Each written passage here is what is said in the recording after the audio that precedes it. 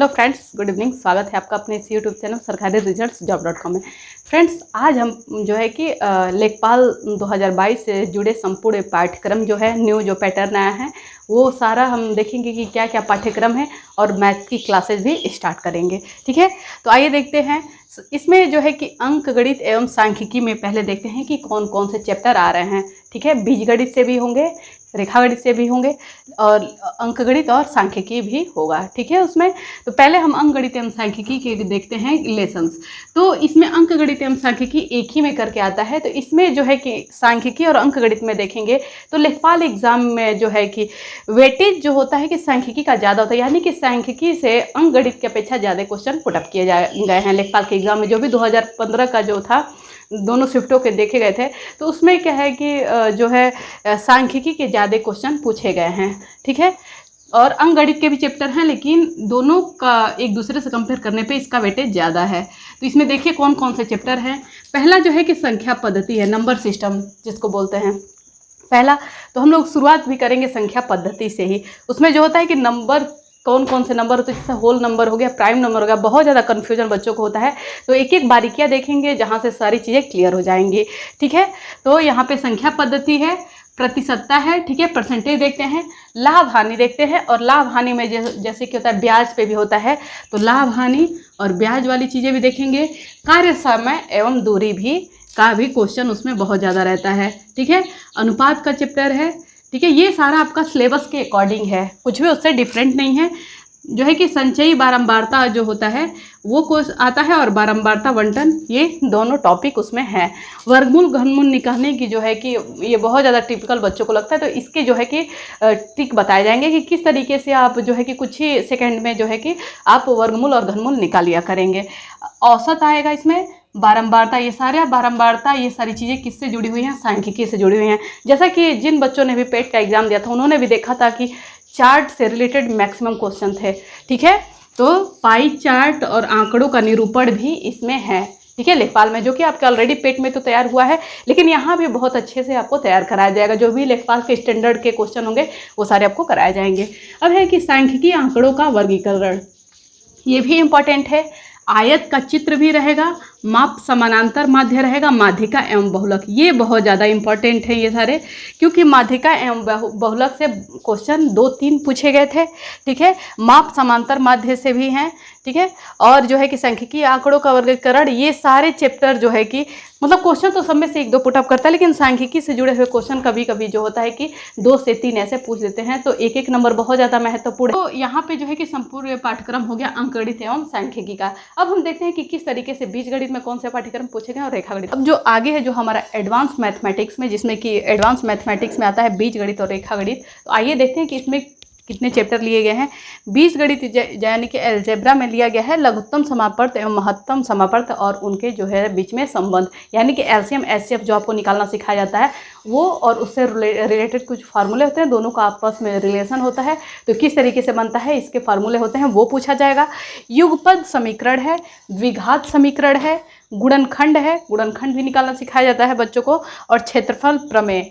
इतनी सारी चीज़ें जो है कि बीजगणित में है। ठीक है, जिसमें कि कंपलसरी तो सारे हैं, क्योंकि इतना गिना चुना आंकड़ा होता है तो क्वेश्चन सब में से पूछेंगे ही पूछेंगे, क्योंकि 25 क्वेश्चन आने हैं। ठीक है, तो ये एलसीएम एचसीएफ, और इसमें से मैक्सिमम यूपी ट्रिपल एससी से जुड़े हर एक कॉम्पिटेटिव एग्जाम में ये सारे मैथ का सिलेबस तो सारे सेम ही हैं।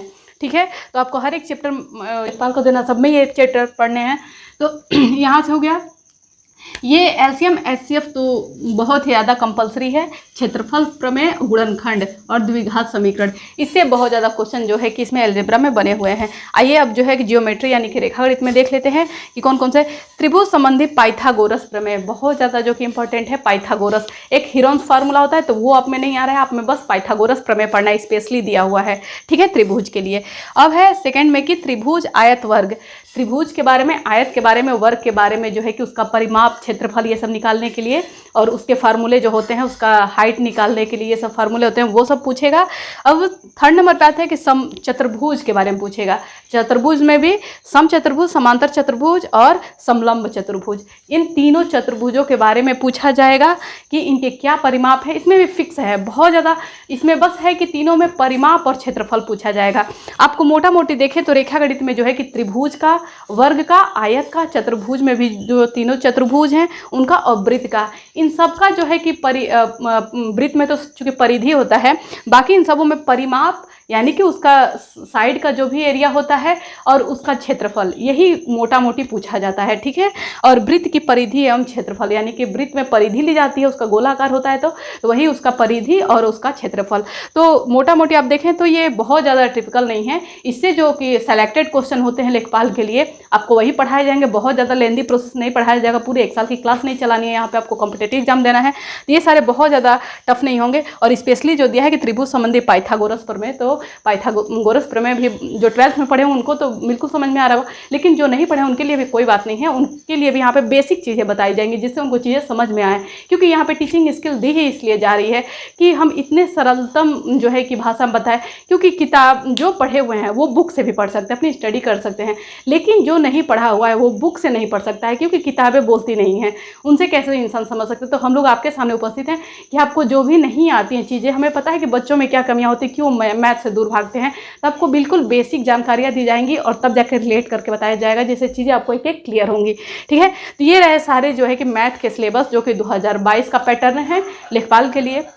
और मैथ में एक प्लस पॉइंट ये होगा कि आप ये तैयारी करते हैं इन मैथ में इन सारे सब्जेक्टों का, तो आपका हर एक कॉम्पिटेटिव एग्जाम के लिए भले 1-2 जो होता है कि टॉपिक इधर उधर हो ना आए, लेकिन मैक्सिमम यहीं से रिलेटेड होते हैं, तो आप इसको बेहतरीन इसकी तैयारी करें। आइए थोड़ा सा जो है कि संख्या पद्धति, जो कि अंक गणित का है, वो सिलेबस में ये लेसन है कि संख्या पद्धति यानी कि नंबर सिस्टम। तो आइए उसकी बेसिक जानकारी थोड़ा बहुत आज लेते हैं, और कल से जो है कि क्लासेज कंटिन्यू रहेंगी मैथ्स की। आगे जो है कि आज हम देखते हैं थोड़ा सा नंबर सिस्टम के बारे में जान लेते हैं कि क्या क्या होता है, क्योंकि इसके कुछ ऐसे छोटे छोटे जो है कि नंबर्स होते हैं जो हमको कन्फ्यूजन में होते हैं, पूछता है ऑप्शनल में बहुत ज़्यादा। तो हम पढ़ते हैं सबसे पहले नंबर सिस्टम के बारे में। तो नंबर सिस्टम में सबसे पहला जो होता है कॉम्प्लेक्स नंबर, यानी कि सम्मिश्र संख्या। संख्याएं जो भी होती हैं सम्मिश्र यानी कि मिली जुली संख्याएं होती हैं, बाद में हम उनको कैटेगराइज करते जाते हैं कि कौन से नंबर क्या कहलाते हैं, ठीक है। तो सबसे पहले कॉम्प्लेक्स नंबर में जो आता है कि उसको 2 भागों में बांटा जाता है, यानी कि सम्मिश्र संख्या। सम्मिश्र का मतलब क्या, मिश्र का मतलब क्या हो, मिला हुआ, यानी कि सारे नंबर जो इवन, ऑड, रियल, इमेजिनरी सारे नंबर मिले होते हैं, तो उसको हम कॉम्प्लेक्स नंबर बोलते हैं, यानी कि सम्मिश्र संख्या। मिश्र का मतलब मिला हुआ, ठीक है।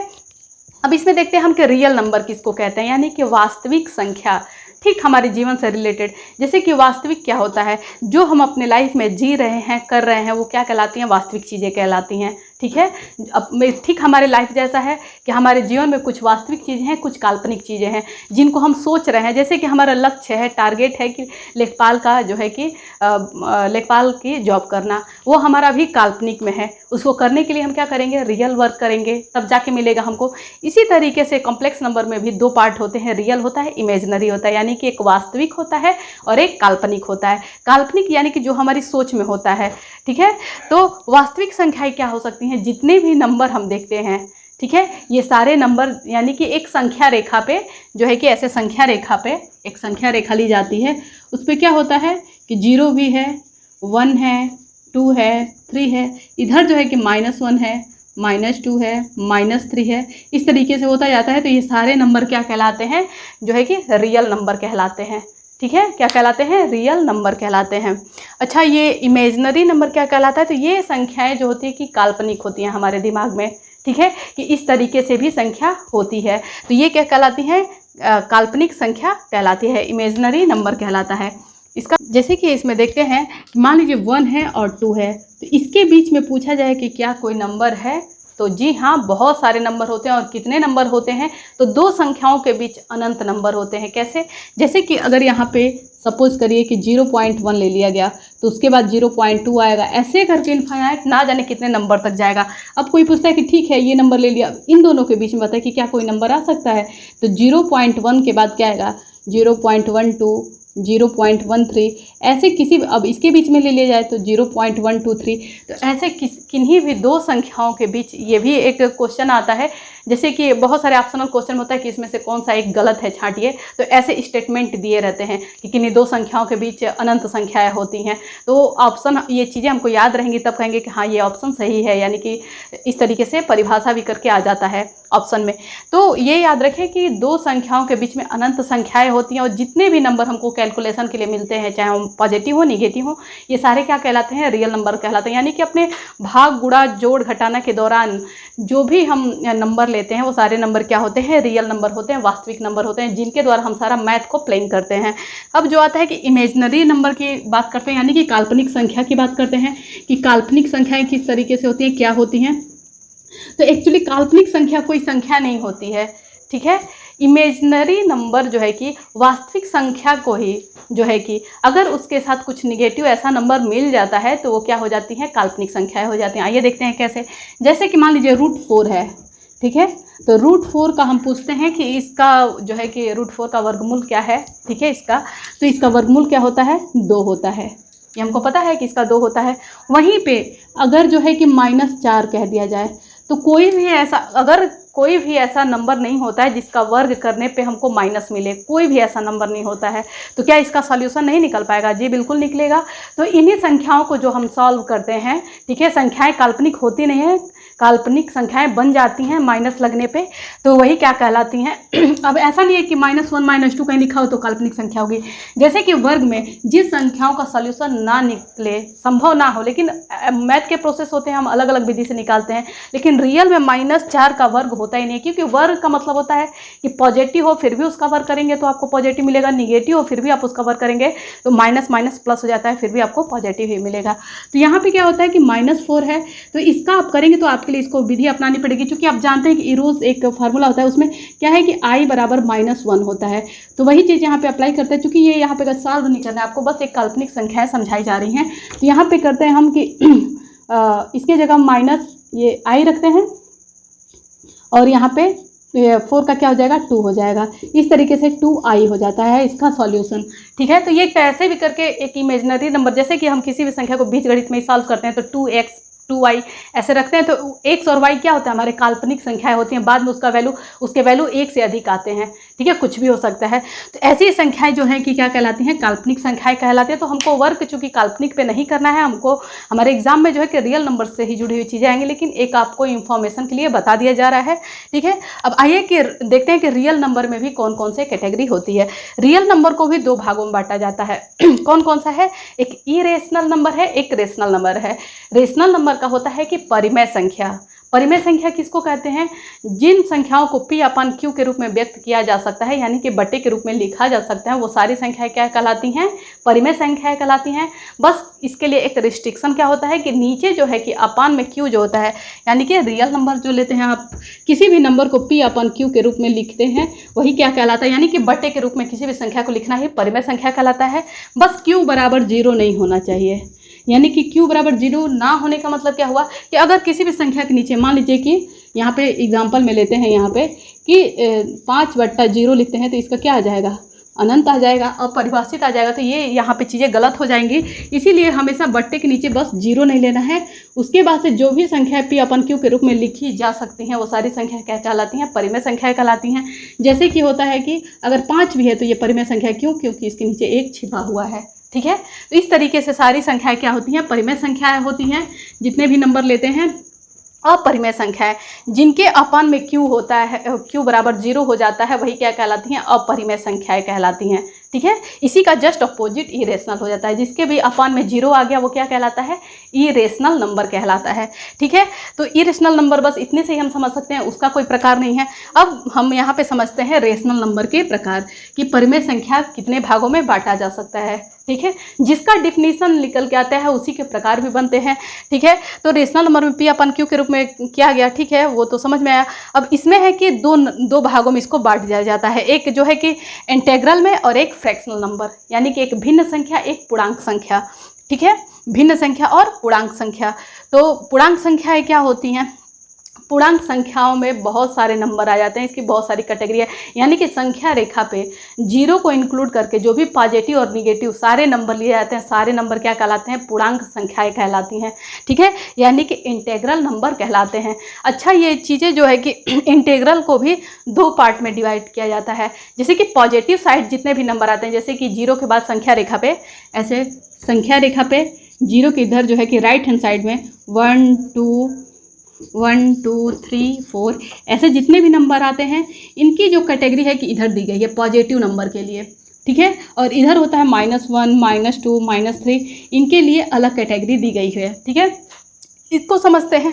तो इंटेग्रल यानी कि पूर्णांक संख्या में जो है कि आता है क्वेश्चन कि होल नंबर किसको कहते हैं? होल नंबर छांटिए। ठीक है, इसका डिफिनीशन करके नीचे देता है, वो हमको छांटना होता है कई बार। तो ये एक जानकारी के लिए बताती हूँ कि पूर्ण संख्या। अच्छा, यहाँ पे देखिए पूर्णांक संख्या दिया, यहाँ पे पूर्ण संख्या दिया हुआ है। इन दोनों में क्या आपको अंदर समझ में आ रहा है? कहेंगे कि ये भी पूर्णांक है, पूर्णांक का मतलब भी पूरा होता है, पूर्ण का मतलब भी पूरा होता है। तो इसमें दोनों में अंतर क्या है? तो देखिए यहाँ पे अंतर क्या है, इसमें है कि जीरो से लेकर के 0 1 2 3 ये जितने भी नंबर आते हैं, ये क्या कहलाती हैं? पूर्ण संख्या कहलाते हैं। यानी कि जीरो को यहाँ से इंक्लूड करके जितने भी नंबर लिए जाते हैं, सारे नंबर क्या कहलाते हैं? होल नंबर कहलाते हैं, यानी कि पूर्ण संख्या कहलाती है।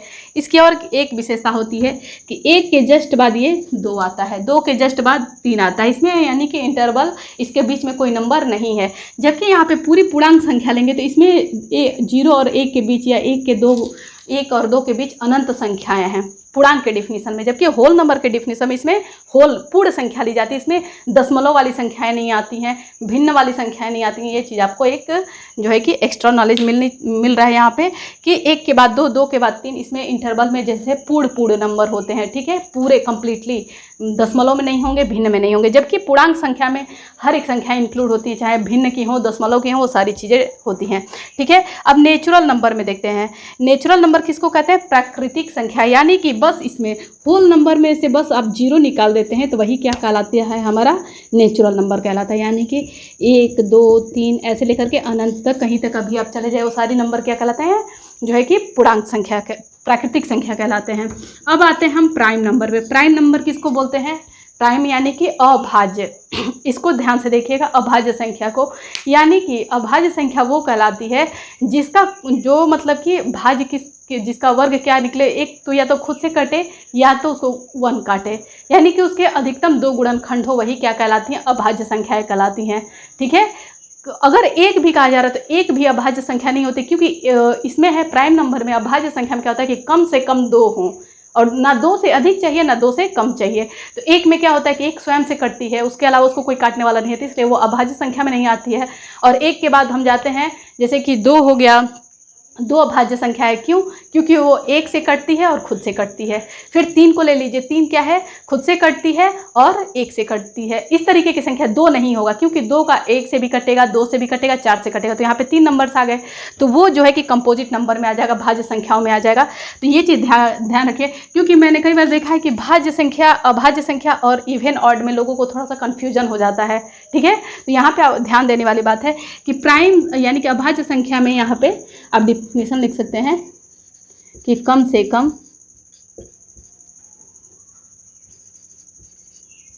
2 गुणनखंड इसमें होंगे, 2 गुणनखंड होंगे। जैसे में क्या आ जाएगा? 2 आएगा, 3 आएगा, 4 नहीं आएगा, फिर 5 आएगा, 6 नहीं आएगा, 7 आएगा, 8 नहीं आएगा, 9 भी नहीं आएगा, 10 भी नहीं आएगा। तो इस तरीके से कुछ संख्या होती हैं, 11 हो गया, 13 हो गया। तो इस तरीके की संख्याएं अभाज्य संख्याएं कहलाती हैं, यानी कि इनके जो है कि गुणनखंड बस 2 होते हैं, फिक्स हैं। यहाँ पे कम से कम ना लिखें, केवल लिखें, केवल 2 गुणनखंड होते हैं। ठीक है, ये ज़्यादा सटीक होगा कि केवल इसमें 2 गुणनखंड होते हैं, फिक्स है। क्योंकि कम से कम होगा तो अधिक से अधिक भी बच्चे समझने लगेंगे उसमें। अब है कि भाज्य संख्या किसको कहते हैं। अब इसमें देखते हैं कि कंपोजिट नंबर किसको कहते हैं, यानी कि भाज्य संख्या किसको कहते हैं। तो जो संख्याओं के गुणनखंड 3 या 3 से अधिक होते हैं, वो क्या कहलाते हैं? भाज्य गुणनखंड कहलाते हैं। क्योंकि 2 वाले तो फिक्स है कि अभाज्य संख्या कहलाती हैं। ठीक है, तो जिन संख्याओं में जो है कि गुणनखंड कितना होगा? 3 या 3 से अधिक, 3 या 3 से अधिक, 3 से अधिक, 3 या 3 से अधिक होते हैं तो वो क्या कहलाता है, जो है कि कंपोजिट नंबर यानी कि भाज्य संख्या कहलाता है। ठीक है, अब एक चीज़ यहाँ पे देखे हैं कि जो है कि इंटेग्रल नंबर यानी कि पूर्णांक संख्या में हमने जो है कि ये सारे जितने भी नंबर हैं, होल नंबर हो गया, नेचुरल नंबर हो गया, प्राइम नंबर हो गया और कंपोजिट नंबर हो गया, ये चारों संख्याएं हमने पॉजिटिव की तरफ लिखी हैं, यानी कि जीरो और पॉजिटिव के बीच में से सारे नंबर्स को हमने लिख दिया, कैटेगराइज कर दिया कि इस नंबर को ये कहा जाएगा। ठीक है, जीरो इंक्लूड होगा तो होल नंबर, जीरो नहीं होगा तो प्राइम नंबर। ठीक है, इस तरीके से नेचुरल नंबर, फिर प्राइम नंबर किसको कहते हैं, ठीक है, कंपोजिट नंबर किसको कहते हैं। अब आते हैं निगेटिव की तरफ, जो संख्याएं पॉजिटिव और निगेटिव दोनों हो उसको क्या बोलेंगे, ये भी तो एक सवाल उठता है। ठीक है, तो उनके लिए इंटीग्रल नंबर को ही अलग दो तरीकों से बांटा गया है। एक है इवन नंबर, यहाँ पे देखिए इवन नंबर है, और एक है ऑड नंबर, यानी कि सम संख्या विषम संख्या। ये ऐसी संख्याएं होती हैं कि ये पॉजिटिव भी होती है, निगेटिव भी होती है, ये चीज़ आप ध्यान में रखेंगे। ठीक है, पॉजिटिव निगेटिव दोनों होते हैं। ठीक है, और सम संख्या किसको कहते हैं, तो जिन संख्याओं के भी अंत में 0, 2, 6, 8, 4 ये होते हैं मान, वो क्या कहलाती हैं, सम संख्या कहलाती हैं। एक तरीके से कहने का मतलब ये है कि जो संख्याएं 2 से पूर्णतः विभाजित हो जाती हैं वो सम संख्याएं कहलाती हैं। ठीक है, एक इसका डिफिनीशन ये है कि जो संख्याएं पूर्णतः 2 से विभाजित हो जाती हैं, या फिर ये कह सकते हैं कि जिन संख्याओं के अंत में 0 हो, 2 हो, 4 हो, 6 हो, 8 हो, यानी कि 2 के टेबल में, ठीक है, 5 तक में जो भी आते हैं नंबर, वो सारे अगर हैं तो वो सारे क्या कहलाएंगे, जो है कि सम संख्या कहलाएंगे। वहीं पे ऑड नंबर क्या कहलाता है, तो इसको हम बोलते हैं कि इन सारे नंबर्स को छोड़ के, चूंकि 10 तक का हम 0 से लेकर के 9 तक के डिजिट हम लेते हैं नंबर्स में, ठीक है, तो इनको छोड़ करके जो भी 0 से 9 तक की संख्याएँ आती हैं, तो इसमें ऑड में क्या लिया जाएगा कि इसमें क्या क्या है, 0 है तो यहाँ पे 1 रहेगा, 2 है तो 2 नहीं रहेगा, 3, फिर 5 हो गया, 6 है, 7 हो जाएगा, 8 है, फिर 9 हो जाएगा। यानी कि हम लेते हैं ना कि 0, 1, 2, 3, 4, 5, 6, 7, 8, 9, तो 9 तक की संख्याएं ही हम लेते हैं किसी भी नंबर को जो है कैटेगराइज करने के लिए 0 से 9 तक।